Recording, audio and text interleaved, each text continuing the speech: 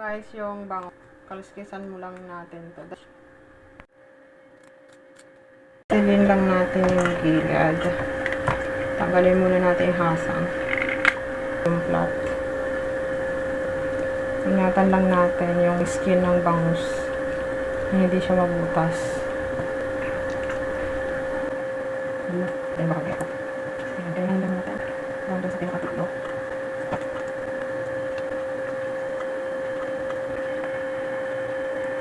So, ano yung ilabas ang patiti niya kasi kukunin natin yung loob. Ayan. Tanggalin na natin yung loob niya. Ayan. Ayan. Tatabi muna natin itong skin na bangus. Ayan siya, guys. Papakuluan ko lang to yung laman ng bangus. Natin ng patis para may lasa siya. Papalaman natin dun sa...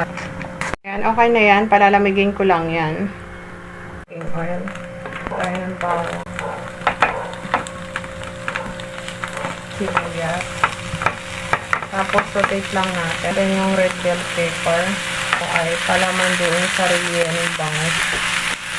Rotate lang natin lahat to. Carrots. Nakasatate 1 cup na giniling na baboy. Yung palaman at laman ng bangus. Halo-halo lang natin ito.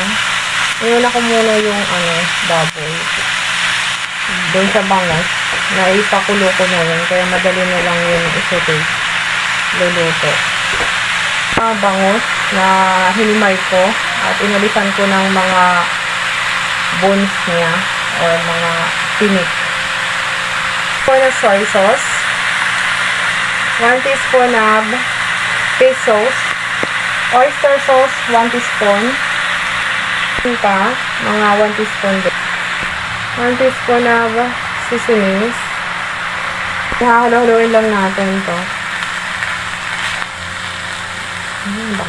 One of asweto powder, anato powder.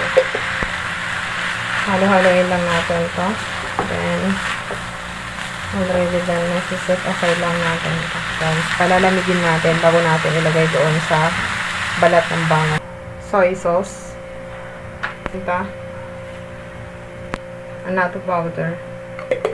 Ayan, malinis naman yung aking kamay, guys. Kaya, kinamay ko na siya.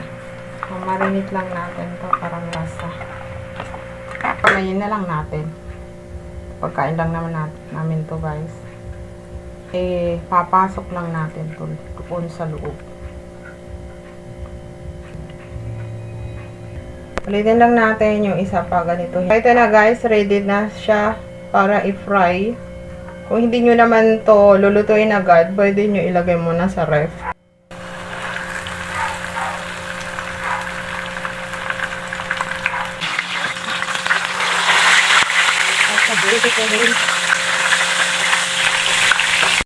Yan ang bangus natin yan, luto na.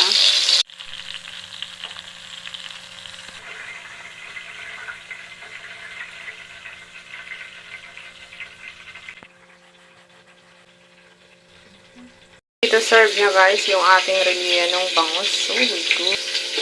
So yummy, guys.